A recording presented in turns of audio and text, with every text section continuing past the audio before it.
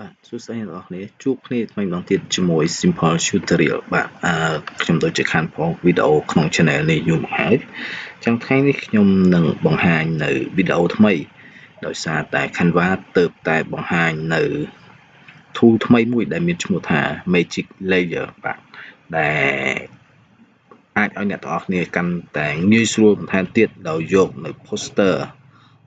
រូបភាពរបស់អ្នកដទៃផ្សេងទៀតដើម្បីយកមក edit យ៉ាងរហ័សតែម្ដងអូខេចង់ដឹងថាតើគេធ្វើយ៉ាងណាសូមតាមដានទាំងអស់គ្នាដូចតទៅបាទជាដំបូងអ្នកទាំងអស់គ្នាត្រូវរក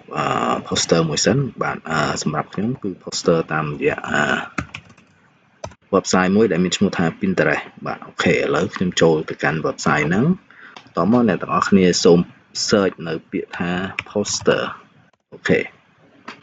ពេលដែលវាចេញមកគឺវានឹងបង្ហាញនៅរូបជាច្រើន poster ជាច្រើនបាទអញ្ចឹងអ្នកទាំងអស់គ្នាអាចរើសនៅ poster មួយណាក៏បានដែលត្រូវនឹងអ្វីដែលអ្នកទាំងអស់គ្នាចង់បាន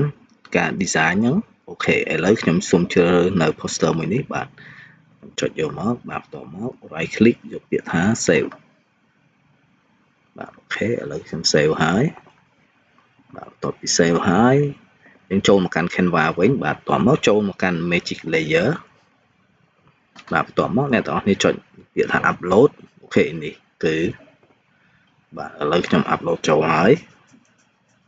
សូមរងចាំបន្តិច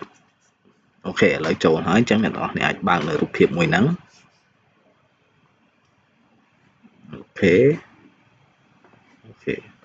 ម្ដងទៀតបាទនេះចុចមកគឺវាដំណើរការហើយឥឡូវវានឹងបានរូបភាពនឹងឯងបាទឥឡូវវានឹងធ្វើការ scan បាទនេះគឺ Magic Layer ហ្នឹងបាទឥឡូវវានឹងធ្វើការ scan ឥឡូវហើយបាទនេះគឺវាកំពុងតែធ្វើការ scan នៅរូបភាពហ្នឹងដើម្បីបំបែកចេញជា layer ទៅតាមរូបភាពអក្សរផ្សេងដើម្បីឲ្យអ្នកទាំងអស់គ្នាងាយស្រួលក្នុងការកែបាទឥឡូវនេះគឺវាបានបង្ហាញហើយបាទឃើញទេអញ្ចឹងអ្នកទាំងអស់គ្នាអាចដូរអក្សរអាចដូរជា font អាចដូរបានគ្រប់យ៉ាងទាំងអស់នៅ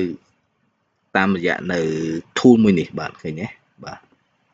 អូខេឥឡូវនេះបាទនេះគឺជាកែវអូខេខ្ញុំអាចដកចេញខ្ញុំអាចដាក់ដូរផ្សេង font អាចដូរ font បានបាទនេះបាទឃើញទេតម្លៃអ្នកនរគ្នាអាចដូរតម្លៃបានបាទគឺ tool មួយនេះពិតជាងាយស្រួលមែនទែន Canva update ម្ដងនេះគឺញាក់សាច់តែម្ដងបាទអញ្ចឹងក្នុងវីដេអូនេះគឺមានតែប៉ុណ្្នឹងទេបាទសង្ឃឹមថាអ្នកទាំងអស់គ្នាទទួលបាននៅអត្ថប្រយោជន៍ថ្មីមួយនេះរបស់ Canva បាទសូមអរគុណសូមជម្រាបលា